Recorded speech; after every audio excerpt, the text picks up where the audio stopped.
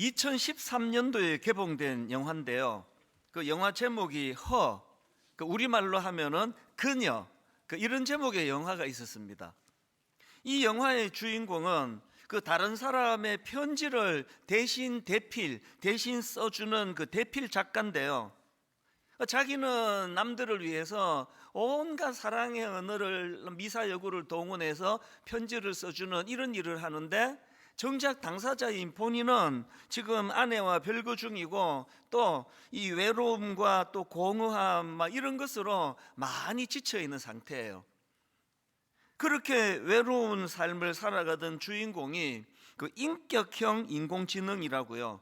이 인공지능이 이제 스스로 생각하고 스스로 판단하고 또 느낄 줄도 아는 이런 발달된 인공지능이 이제 만들어졌는데, 이 주인공이 이 인공지능과 대화를 하기 시작해요. 퇴근하면 집에 가서 이제 기계인데요. 이게 굉장히 친절하고 상냥하게, 그리고 굉장히 따뜻한 그 여성의 목소리로 이 남자 주인공을 그렇게 마음을 어루만져 줍니다. 그래서 이 인공지능하고 대화를 하는 과정에서 이 주인공 내면에 있던 그 마음의 상처가 회복이 되어가는 이런 걸 경험을 하는데, 그 과정에서 이 남자 주인공이 인공지능에게 이 이성으로서, 여성으로서의 감정을 느끼기 시작해요.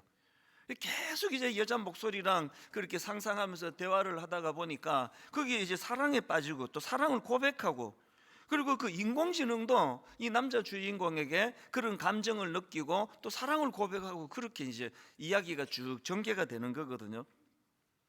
그 실체도 없는 그 기계 앞에서 그렇게 사랑을 느끼고 이런 게 저는 막 굉장히 좀 그 표현하기 어려운 그런 좀 역겨움이 좀 느껴지더라고요. 제가 지금 입에 담지도 못하는 이런 이런 이제 감정들을 그 기계하고 같이 막 느끼고 이러는데, 제가 그 영화에서 섬뜩했던 게요. 우리로 치면 이제 뭐 강남역 앞이라고 할까요? 서현역 앞이라고 할까요? 굉장히 번화한 그런 거리에서 수많은 사람들이 오가는데, 전부 다 이제 이 인공지능하고 대화하는 게 흑공에다 대고 각자가 지금 몰입해서 대화를 하는 그 모습이 굉장히 저를 섬뜩하게 하더라고요. 이 인격을 가진 사람과의 대화는 점점 어려워지고, 그런 그 실체도 없는 기계하고 사랑을 느끼고 또 사랑의 미래를 속삭이고 이런 것들이 참, 제가 어느 그 전문가가 이번 설날에 그 추천하는 영화를 해가지고 제가 이거를 TV로 봤는데요. 보다가 중간에 껐습니다. 뭐 별로 흥미도 안 갈 뿐더러 그 자체가, 이 구도가 굉장히 저를 좀 머리를 복잡하게 만들었기 때문이에요. 이 영화가 2013년도에 개봉이 됐으니까 딱 10년 전에 개봉이 됐는데, 이 영화의 그 극중의 배경이요 2025년도예요. 그러니까 우리로 치면 내년입니다. 이런 가상 그 기계가 나오고 또 막 감정을 가지고 대화를 하고 사랑에 빠지고 이런 일들이 지금 우리들 삶에는 이게 점점 이제 실제가 돼가고 있는 그런 거예요. 그래서 제가 이걸 끄고 난 이후에도 굉장히 많은 그 복잡한 생각에 제가 빠지게 됐는데요. 그 영화가 그런 마음에 여러 가지 그 미래에 대한 그 걱정을 하게 만들었는데, 그러고 있는데 그 미국에서 메일이 한 통이 왔습니다. 미국에서 이제 이런 상황에서 이제 귀한 그 자녀 교육을 하고 있는 이진아 전도사님이라고, 지금 이제 분당 우리 교회하고도 굉장히 밀접하게 협력을 해서 올 3월에 또 저희 교회 와서 그 자녀 교육 집회를 할 계획입니다. 이분이 그 자기가 받은 어느 학부모 편지를 저한테 토스해 준 거예요. 아까 영화는 그건 허구고요. 제가 여러분에게 읽어드리려고 하는 이거는 지금 실제로 겪은 일입니다. 자, 한번 내용을 한번 들어보십시오. 저는 캘리포니아에서 5학년 딸을 키우고 있는 평범한 엄마입니다. 몇 년 전부터 캘리포니아에서 급진적인 성교육이 통과되어 저희 아이들이 제대로 된 성정체성을 배울 수 없을 뿐 아니라 오히려 동성애자가 되려고 격려하고 있는, 되도록 오히려 동성애자가 되도록 격려하고 있는 상황들을 보고 듣고 있습니다. 너무나 급진적인 성교육이 초등학교 때부터 시행된다는 것을 알고 있었기 때문에 집에서 먼저 기독교적인 성교육이 필요하다는 생각으로 기독교 교육 자료들을 가지고 시기에 맞게 성교육을 하고 있습니다. 그래서인지 저의 딸은 크게 문제없이 주변 상황에 휘둘리지 않고 정상적인 사고를 하고 있다고 생각하며 걱정을 하지 않았습니다. 그러던 어느 날 5학년 딸아이가 저에게 할 말이 있다며 자기는 동성애자인 것 같다며 여자친구들이 좋다는 고백을 하였습니다. 이 말을 하며 스스로가 너무 죄책감이 들고 괴롭다고 엉엉 우는데 정말 이게 무슨 일인지 파악이 되지 않고 딸이 제가 가르친 대로 잘 커가고 있다고 착각한 제가 너무 한심하게 느껴졌습니다. 일단 마음을 가다듬고 우는 아이를 달래고 왜 그런 생각을 했는지 물어봤습니다. 저의 딸의 말은 자신이 즐겨보는 K-팝, 이게 우리나라에서 만든 영상이에요. 자신이 즐겨보는 K-팝 커버 댄스 유튜브 쇼츠를 보는데 춤추는 영상 및 자막으로 너 동성 친구랑 키스하고 싶어? 그럼 너는 동성애자야 라는 문장이 나와서 자기가 주변 동성 친구들과 키스해보는 상상을 했더니 좋을 것 같더라는 생각이 들었고 그래서 스스로를 동성애자로 정의해버리고 며칠 동안 그 친구들과 키스하는 상상을 할수록 더욱 감정이 커졌다는 고백을 했습니다. 아이에게서 모든 이야기를 듣고서 너무나 어이가 없어서 우선 그 동영상을 보고 커버 댄스에 맞지도 않는 자막을 넣은 것부터가 너 같은 어린아이들을 현혹하기 위해 만들어진 것이고 그런 상상을 스스로 하지 않았는데 그런 생각을 하게끔 만든 후 너가 그런 상상을 하고 좋았다면 너는 동성애자야 라고 정의 내려주는 것은 말이 되지 않는다고 반박해 주었습니다. 그런데 저의 딸은 자기가 그런 상상을 한 자신을 하나님이 용서하지 않을 거라고 말했습니다. 저는 딸에게 너는 동성애자도 아니고 유튜브 자막으로 그런 질문을 보면 누구나 상상을 할 수 있고 하나님은 용서하시는 하나님이시라고 위로해 주었습니다. 뭐 이런 내용의 편지인데요. 이 어머니의 고민이 뭐냐면은 아무리 그 딸아이에게 설명을 해줘도 그 딸의 우울함이 나아지지가 않는다는 겁니다. 이 어린 5학년 아이에게 이게 뿌리 깊게 이게 상처가 된 거거든요. 게다가 이 어머니의 고민이 뭐냐 하면은요, 제가 이번에 처음 알았습니다. 캘리포니아에서는요 18세 미만의 자녀가 이 학교나 상담소에서 이제 동성애 관련해서 상담을 이제 한단 말이죠. 그러면 내가 지금 성정체성이 흔들리고 있다 이런 문제를 가지고 상담하러 가면 상담사가요 아니야, 그러니까 이제 탈동성애 그 동성애로부터 자유하도록 돕는 그것이 법으로 금지가 돼 있다는 거예요. 이걸 어길 경우에는 그 상담사가 벌금과 함께 라이센스를 박탈하는 이게 법으로 지금 이게 제정이 돼 있다는 거죠. 그래서 이제 이 상담을 들어보고 넌 동성애 아니야 이러면은 라이센스가 박탈이 된다는 게 믿어지세요? 이 엄마가 이 아이를 상담사한테 보낼 수가 없는 거죠. 그 보내면 뭐라고 말하겠습니까? 네가 그렇게 느꼈으면 그거 즐기면서 한번 해봐. 이런 유의 상담이 나올 것 같으니까. 게다가 법이 진짜 이상합니다. 이런 상담을 받을 때요 부모가 같이 못 들어간대요. 그 5학년짜리 애를 혼자 보내가지고 무슨 상담을 할지가 뭐 어떻게 알고 그 아이를 상담 선생님에게 데리고 가겠느냐, 이게 이제 고민이 된다는 그런 내용입니다. 제가 이 편지를 읽은 후에 그 성경 구절 하나가 떠올랐는데요. 베드로전서 5장 8절입니다. 근신하라 깨어라 너희 대적 마귀가 우는 사자와 같이 두루다니며 삼킬 자를 찾나니. 오늘 이 시대는요 정말 우는 사자와 같이 그 어린 5학년 아이에게 왜 이런 그 무슨 영상을 보여주다가 그 이런 자막을 왜 거기다 넣느냐고요. 뭘 노리는 거냐고요.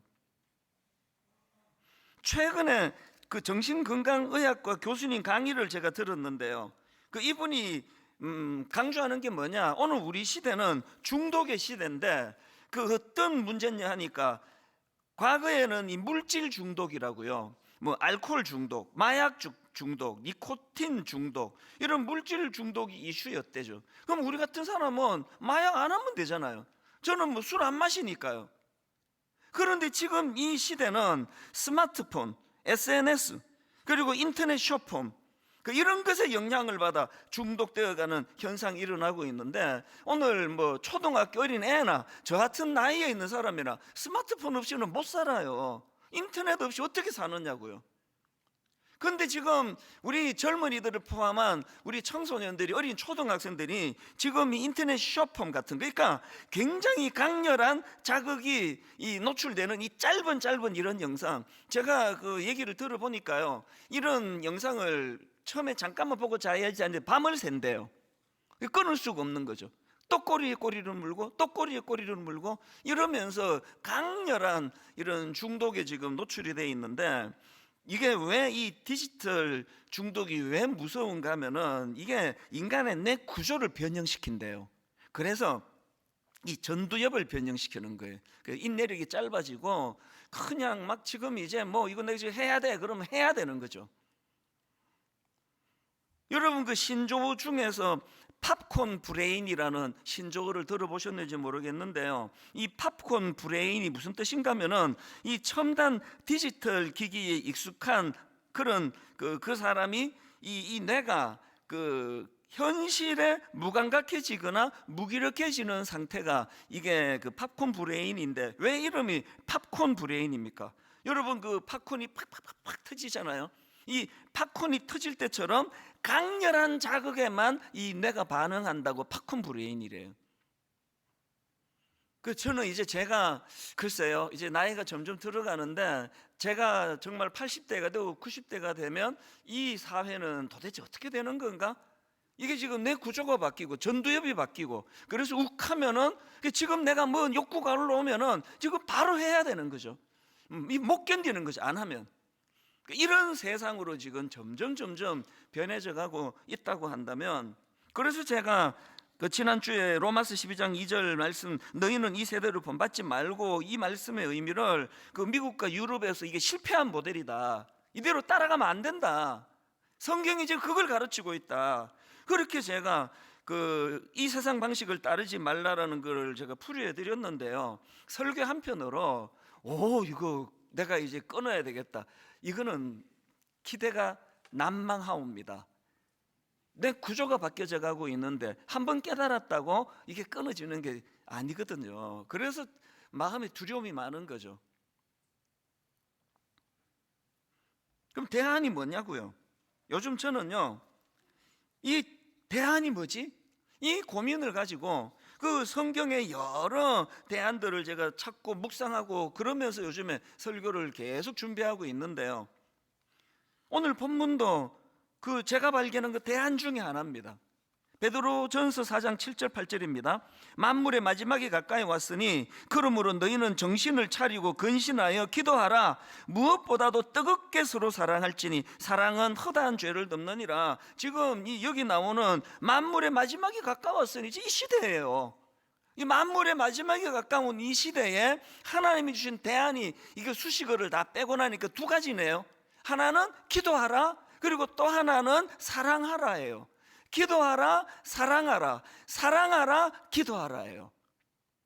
그럼 오늘 이 대안을 좀 살펴보고 싶은데요, 이 마지막 때에 하나님이 제시하시는 첫 번째 대안이 기도하라예요. 베드로전서 4장 7절, 만물의 마지막이 가까이 왔으니 그러므로 너희는 정신을 차리고 근신하여 기도하라. 이 기도가요, 이 무서운 유혹의 시대를 극복하는 도구라는 거죠. 그런데 성경에 보니까 어떤 차원의 기도인지를 느끼게 하는데요, 여기 보면은 제대로 된 기도를 드리기 위해서 두 가지 주의해야 될 게 있다는 겁니다. 두 가지 주의해야 되는 것 중에 첫 번째가 정신을 차리고 기도하라는 겁니다. 정신을 차리고 기도하라. 여기 나오는 정신을 차리고, 이게 헬라어로 소프로네오라는 단어인데요, 이 단어의 원래 뜻이 이런 겁니다. 차분한 마음, 또 제어가 가능한 상태의 마음, 이런 뜻을 가진 단어거든요. 이게 그 마가복음 5장에도 이 단어가 나옵니다. 마가복음 5장 15절입니다. 예수께 이르러 그 귀신 들렸던 자, 곧 군대 귀신 집혔던 자가 옷을 입고 정신이 온전하여 앉은 것을 보고, 여기 나오는 정신이 온전하여, 이게 소프로네오예요. 이 말씀 바로 앞에 보면은 이 귀신 들린 사람이 예수님을 만나기 이전에 어떤 상태였는가를 묘사를 하는 게 나옵니다. 그 앞에 3절 4절입니다. 그 사람은 무덤 사이에 거처하는데 이제는 아무도 그를 쇠사슬로도 맬 수 없게 되었으니, 이는 여러 번 고랑과 쇠사슬에 매였어도 쇠사슬을 끊고 고랑을 깨뜨렸음이더라. 그 다음 보세요. 그리하여 아무도 그를 제어할 힘이 없는지라. 여러분, 뭐가 귀신 들린 상태인지 아십니까? 아무도 나를, 또 나 자신도 나를 제어할 수 없는 상태, 이게 귀신 들린 상태예요. 제가 가끔씩 얘기하잖아요. 가끔씩 신문에 비극적인 기사가 나잖아요. 어느 목사가 어느 여성도랑 무슨 성적인 스캔들을 일으켰다. 그 목사님이 정치가로 할게요. 어느 정치가가 자기 여비서와 성적인 스캔들을 만들었다. 그 똑똑한 정치가가요, 이 여성 비서와 이런 성적인 짓을 하면은 내 인생은 끝난다는 걸 누구보다 잘 알 거 아니냐고요. 그런데 뭐가 귀신 들린 거라고요? 아무도 그를 제어할 수 없는 상태가, 이게 귀신 들린 거예요. 저는요, 기도하고 또 기도하고 또 기도해요. 그리고 하나님이 참 외모적으로 그렇게 하나님이 배려를 해주셔가지고, 어지간한 여성은 저를 남성적인 매력을 못 느끼도록 만들어 주셔서, 이거 참 이쪽에 제가 유혹을 이기는 일은 좀 어려운 일은 아니에요. 그래서 저는 감사하게 생각합니다. 어릴 때는 참 그게 힘들었는데요, 여기 좀 잘생기고 참 이런 분은 목회하시는 거 그 자체가 그 순교를 방불케 하는 일이에요. 저는 참 감사해요. 오늘 왠지 좀 씁쓸하긴 합니다. 제가 하나님 앞에 구하고 또 구하는 게 뭐죠? 하나님, 제가 우리 성도님 중에 어떤 예쁜, 어떤 성격이 좋은, 어떤 친절한 여성도를 제가 여성으로 보지 않도록, 여성으로 보게 되면 어떻게 됩니까? 아무도 그를 제어할 수 없는 상태, 귀신 들린 상태예요. 제가 다행히 정말 34년 동안 한 번도 이런 시험의 자리에 들지 않도록 하나님의 전적인 보호하심으로 저는 믿거든요. 지금 여러분, 베드로전서 4장 7절에 이 말세에 두 가지 대안으로 주신 것 중에 하나가 기도예요. 이 기도가 어떤 차원의 기도입니까? 이 악한 시대가 노리는 목표는 딱 하나예요. 그 마음에 하나님 두기를 싫어하는 상태, 그 어린 5학년 애에게 그 뜬금없이 너 동성애자야 이런 걸로 이 아이를 혼미하게 만드는 궁극적인 사탄의 목표는, 그래서 그 아이 마음에서 하나님 두기를 싫어하는 것으로, 이게 목표거든요. 이런 차원에서 말세에 정신을 차리고 하는 기도라는 것은요, 나는 주님의 다스림을 받는, 나는 주님의 말씀에 의해 제어가 된 상태라는 것을 드러내는 차원에서의 기도예요. 그런가 하면은 여기 두 번째로 또 조건이 하나 있습니다. 말세에 드리는 기도가 제대로 된 기도가 되려면은 근신하여 기도하라는 겁니다. 4장 7절을 다시 한번 보십시오. 만물의 마지막이 가까이 왔으니 그러므로 너희는 정신을 차리고 근신하여 기도하라. 여기 나오는 근신하여는 헬라어로 네포라는 단어인데요, 이 단어는 그 자제력인데요, 자제력. 근데 정확한 판단력에 근거한 자제력, 이게 네포예요. 말세에 왜 기도가 대안이 되느냐, 여기서 말하는 기도는 어떤 차원이냐 할 때, 여러분이 아까 그 팝콘 브레인, 그 자제력을 빼앗아가는 거 아닙니까? 지금 내가 어떤 충동이 일어나요. 내가 지금 성적인 충동이 일어나면은 저 사람이 내 남의 부인이건 길 가는 여자건 이게 충동이 일어나면은 제어가 안 되게 만들어 버리는 게 지금 이 시대가 지금 그 젊은이들을 향하여 하는 공격이라면, 여기서 말하는 기도는 자제력이에요. 자제력. 정확한 그 판단에 근거한 자제력이에요. 내가 짐승도 아닌데 아무리 내가 그런 충동이 일어난다고 내가 어떻게 그런 짓을 할 수 있으랴? 난 그런 짓 하면 안 돼. 이게 근신하여. 우리가 기도할 때요, 이것도 주세요, 저것도 주세요. 뭐 빚 받으러 온 사람처럼 뭐 왜 안 주세요? 뭐 이것도 주세요. 이런 기도만 하시는 게 아니라요, 오늘 하나님 제가 기도할 때 근신하여 기도하기를 원합니다. 아무리 내게 지금 욕구가 올라와도 안 되는 건 안 되는 거. 이게 그 정확한 판단력을 근거로 한 자제란 말이죠. 아무리 건축을 하고 싶어도 이제 좀 큰 교회 만들고 싶어도 하나님이 저에게 자제력을 주시기를 원하는 거죠.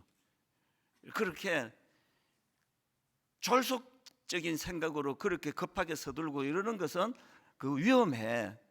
이게 근신하여 기도하는 사람에게 주시는 깨달음이거든요. 악한 세상이 궁극적으로 노리는 목표가 그 하나님을 마음에 두기 싫어하는 하나님 부재의 상태, 내 키는 대로라는 거죠. 팝콘 브레인이 그런 거 아니겠습니까? 그냥 막 팝콘이 막 튀는 것처럼 막 적극적이고 막 충동적이고 그리고 강렬하고, 이 시대가 지금 그렇게 흘러간다고 할 때 저와 여러분은 너무나 놀라운 하나님의 도구, 기도라는 도구를 통해서 자제력이 나를 억제하고 엉두르게 하는 힘이 그리스도의 사랑 안에서 나타나게 될 줄로 믿습니다. 이게 왜 중요한가 하면은요, 제가 지난 3주 내내 그 다니엘, 바벨론의 포로로 끌려간 다니엘 이야기를 해드렸는데 오늘이 완결편이에요. 다니엘이요, 이제 포로로 끌려갔더니 이름도 뺏어버리고 그 악한 그 우상의 신들 이런 이름으로 바꿔버리고, 그리고 막 음식도 통제하고 그랬을 때 다니엘이 했던 건 뜻을 정하는 거예요. 난 더 이상 이제 놀아나지 않을 것이라고. 그랬더니 자기를 담당하는 관리가 이제 막 걱정을 많이 하니까 엄청난 도전을 던지잖아요. 그게 다니엘 1장 12절 13절입니다. 현대인의 성경입니다. 우리를 10일 동안 시험해 보십시오. 우리에게 채소와 물만 주어 먹게 하고 그 후에 왕의 음식을 먹는 소년들과 비교하여 우리의 얼굴 모습을 보고 우리를 처분하십시오. 이런 도전장을 던져요. 그랬더니요, 완결편 중요한 건 그 다음 17절입니다 17절에 이렇게 나와 있습니다. 세 번역입니다.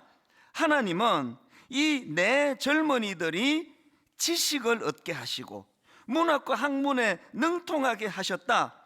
그 밖에도 다니엘에게는 환상과 온갖 꿈을 해석하는 능력까지 주셨다.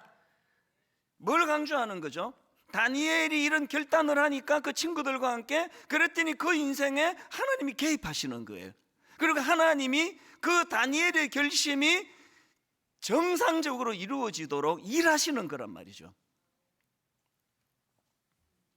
제가 어떤 일이 있어도 미국 집회를 가고 유럽 집회를 가고 혹은 다른 목사님하고 지금 2인 1실로 지금 강사들끼리 한 방에 호텔을 써도 어떤 경우라도 새벽은 내가 양보하지 않습니다. 그래서 그 목사님 잠 깰까봐 막 자기 전에 그 변소, 그 냄새나는 화장실 옆에다가 의자 갖다 놓고 노트북 갖다 놓고 성경책 갖다 놓고 그렇게 하고는 새벽에 3시 이렇게 일어나가지고 새벽에 가서 제가 묵상을 하는 이유는요, 이 때문이에요.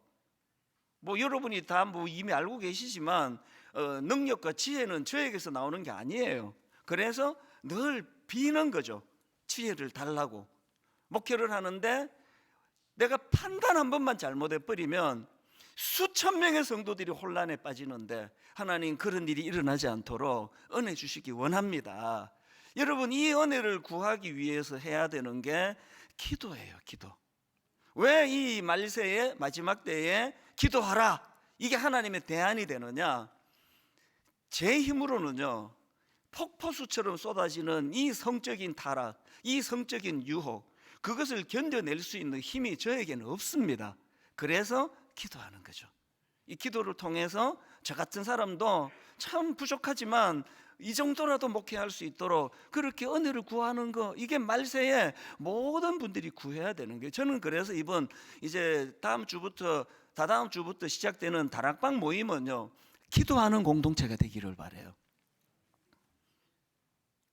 거죠. 이제 다락방에서 또 순원이 나 우리 남편하고 나 도저히 못 살겠어요. 성격도 안 맞고 처음부터 잘못 만났어요. 내가 이 남편 때문에 내가 죽겠어요. 이렇게 말하는 분이 있다고요. A 순원이. 그러고 나서 이제 그 다음에 B 순원이 이렇게 말해요. 우리 이 집사님 못지않게 우리 가정도 문제가 많습니다. 부부간에 대화도 안 되고요. 정말 어려움이 많아요. 그래서 순장님하고 우리 순원분들께 부탁하는데 저희 가정을 위해서 기도해 주세요. 이 같은 내용 아닙니까? 같은 내용인데 A 순원은 푸념을 늘어놓았고요. B 순원은 그것을 기도 제목으로 승화시켰어요. 이게 복음의 언어예요. 다락방은요, 푸념을 늘어놓는 것이 아닙니다. 다락방은 영적인 복음의 언어가. 그래서 주님 이름으로 복음의 언어를 사용하면은요, 다니엘에게 그랬던 것처럼 거기에 하나님의 일하심이 개입을 하세요. 이걸 맛보는 게 그게 다락방입니다. 그래서 우리가 복음의 언어가 사용이 되는 것. 그래서 기도하라. 그게 우리 다락방은 문제들이 막 계속 푸념으로 늘어놓아지는 것이 아니라 그 기도 응답을 위하여 서로 축복하며 기도하는 공동체가 되기를 원합니다. 이게 하나님의 대안, 첫 번째 대안 기도하라예요. 그런가 하면은 말세에 해야 될 두 번째 대안이 뭐냐? 사랑하라예요. 사랑하라. 베드로전서 4장 8절입니다. 무엇보다도 뜨겁게 서로 사랑할지니, 무엇보다도 뜨겁게 서로 사랑할지니 사랑은 허다한 죄를 덮느니라. 지금 사람들이 교회를 자꾸 떠난대요. 그 가나안 성도, 나는 하나님은 믿는데 가나안 교회는 안 나가. 왜 안 나갑니까? 지금 교회는 서로 사랑하는 곳인데 이게 안 되니까 자꾸 교회만 가면 상처를 받는다는 거예요. 목사님한테도 상처받고 장로님한테도 상처받고 권사님한테도 상처받고 안 나가, 안 가, 이렇게 되는 거예요. 지금 29교회가 1만소도 파송 운동한 이후로요, 저희 교회에서 나간 분들이 10,000명 좀 더 넘는데요, 지금 29교회를 다 합하면은 엄청난 숫자가 됐어요. 최근에 제가 아끼는 목사님 만나 대화하다 보니까 지금 출석이 1,500명씩 모여요. 가나안 성도들이 막 몰려온다는 거예요. 어떻게 해서 이렇게 됐느냐고 그 비결을 나한테 좀 보내달라 그래서 이만큼 제가 받아놨는데 언젠가 한번 인용할 때가 있겠죠. 교회는요, 사랑하는 곳이에요. 그리고 사랑받는 곳입니다. 이게 안 되는 순간 교회는 100% 변질이죠. 상처밖에 나올 게 없습니다. 기독교의 정체성은요, 그 십자가를 통한 용서와 사랑, 이게 전부예요. 그 외에 나머지는 이 십자가를 통한 용서의 사랑을 근거한 파생되는 별책부록이에요. 우리가 잘 살아보자, 정직하게 살자, 이 모든 건 다 별책부록이에요. 근본적으로 교회는 십자가예요, 십자가.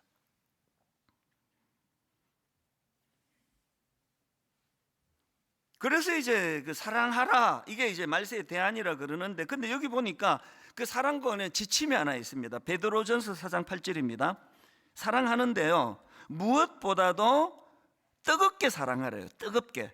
무엇보다도 뜨겁게 서로 사랑할지니 사랑은 허다한 죄를 덮느니라. 여러분, 허다한 죄를 덮을 정도로 뜨거운 사랑은요, 오직 예수 그리스도의 십자가에서밖에 안 나옵니다. 여러분, 되던가요? 저는 안 되던데요. 그 상대방의 허물을 완전히 용납하고 용서하고 덮을 만큼 그 사랑은요, 우리에게 나오지 않아요. 그래서 그 왜 말세의 대안이 사랑하란가 하면은 그 사랑을 우리가 추구하다가 보면은 십자가를 의지하지 않을 수 없게 되거든요. 아낌없이 주는 나무, 이게 복음이라 그랬죠. 지난주 기억하시죠? 소녀는 나무를 사랑했고 나무는 행복했습니다예요. 소녀는요, 둥지까지 다 자기를 위해 희생하는 나무에게 대갚을 게 사랑하는 것밖에 없습니다. 뭘로 대갚습니까?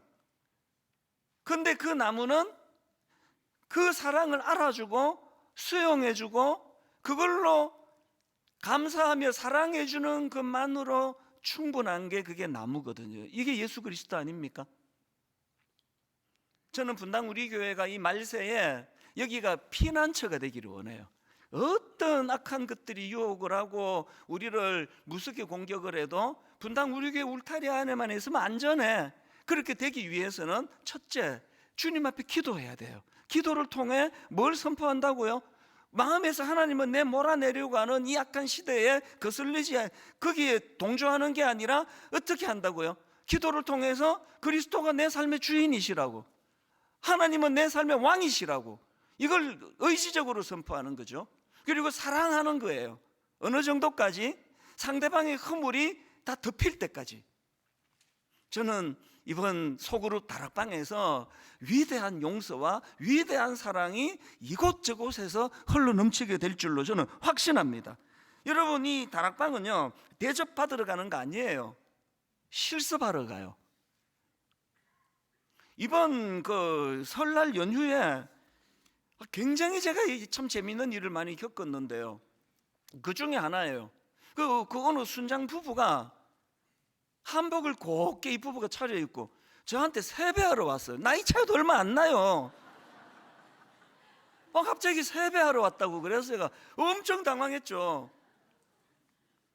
절대 그러지 말라고, 무슨 세배냐고, 그냥 놀다 가라고. 그래서 이제 그 부부하고 차를 마시고 대화하면서 시간을 보냈는데요, 굉장히 감동을 받았어요. 이분이 그 신혼부부 다락방을 순장 두 부부가 맡고 있는데요, 9쌍이에요. 그러면은 18명을 섬겨요. 정성을 다해서 그렇게 섬기는데요, 이제 이 순장님 부부가 가시고 나니까 우리 교회 직원 한 사람이 그 다락방의 순원이래요. 그제 그 직원이요, 그 부부가, 순장 부부가 딱 나가시고 나니까 하는 말이, 와, 정말 지극정성으로 순원들을 섬긴대요. 이건 뭐 과하다 할 정도로. 이게 자기가 알기로 이 지금 그 순장님 사업도 어렵다고 알고 있는데 어떻게 저렇게 지나치도록 섬기는지 모르겠다고. 그래서 제가요, 그 신방 교역자 기도 제목 올려준 걸 제가 확인을 해봤어요. 깜짝 놀랐죠. 이런 기도 제목을 교역자가 올렸더라고요. 작년 1월입니다. 현재 사업장도 어려운 상황이심, 수입이 있으나 나가는 금액이 많아서 감당하기 쉽지 않으심. 이게 작년 1월에 쓴 기도 제목이에요. 그리고 올 1월에 쓴 것도 큰 차이가 없습니다.